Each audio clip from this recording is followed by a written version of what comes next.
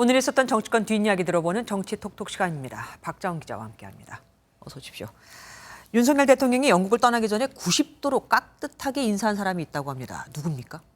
네, 바로 한국 전쟁 참전 용사였던 빅터 스위프트 현 한국전 참전 용사 협회 회장이 그 주인공입니다. 어제 윤 대통령이 엘리자베스 2세 여왕 장례식에 참석한 뒤 런던의 한 호텔에서 국민 포장을 수여했는데요. 들어보시겠습니다. 10대 나이에 한 번도 가보지 못한 나라, 한 번도 만나보지 못한 국민들의 자유 수호를 위해서 목숨을 바쳐 싸워주신 이 덕택에 오늘날 대한민국이 있게 됐습니다. We work so hard on behalf of veterans. Thank you so much. Thank you very much. 이 스위프트 회장은 영국 육군 공병 군단 소속이었는데 1953년 최후의 전투라고 불렸던 임진강 북단의 후크고지 전투에 참전했었고요. 네. 1998년부터는 영국 참전용사를 위한 보훈 사업 등에 기여하고 있습니다. 윤 대통령은 스위프트 회장을 호텔 엘리베이터까지 배웅을 했는데 건강과 또 재방한을 기원하는 의미로 대통령 손목 시계와 홍삼 세트, 광주요 그릇을 전달했다고 합니다. 선물로 줬다 이거군요. 윤 대통령은 이렇게 순방하고 있는데 이 와중에 국민의힘 내부에서는 분열이 일어나고 있습니다. 그것도 친윤계 내에서 말이죠. 네, 친윤계 중심으로 국민의힘이 계속 운영되어 오고 있었는데 점차 분화되고 있는 양상은 어제 원내대표 선거에서 드러났습니다.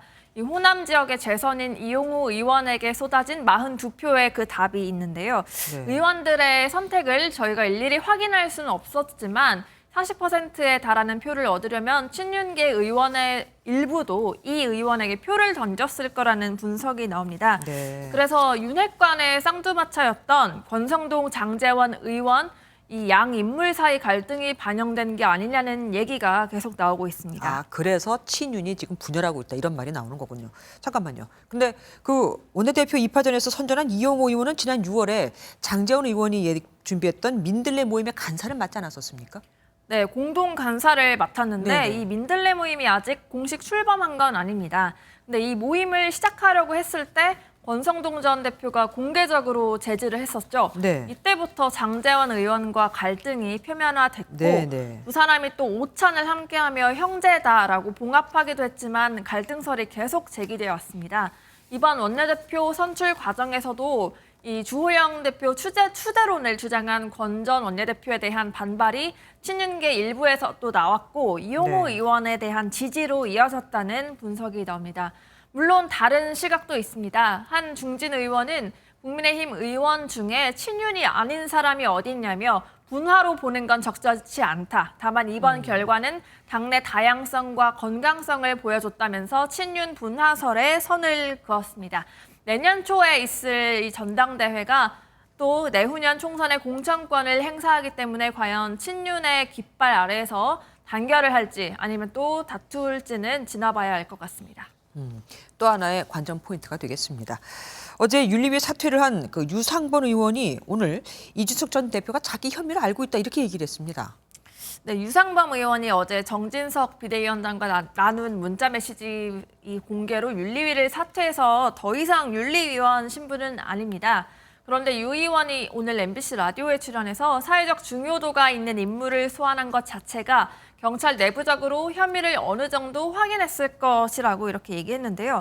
어제 또 유 의원 관련 보도로 이 전 대표가 경찰 출석 거부 의사를 밝힌 것에 대해선 이 전 대표가 혐의를 어느 정도 인식하고 있다고 덧붙였습니다. 이미 이 전 대표에 대한 징계 절차는 개시가 됐고 28일 열리는 윤리위에서 이번 주 경찰 조사 결과가 어떻게 나오는지에 따라 징계 수위 윤곽이 잡힐 것 같습니다. 28일에 그러면 바로 제명이 될 수도 있는 겁니까? 사실 예측이 어렵습니다. 윤리위가 당 별개 기구여서 이양희 윤리위원장의 판단에 달려있기 때문인데요.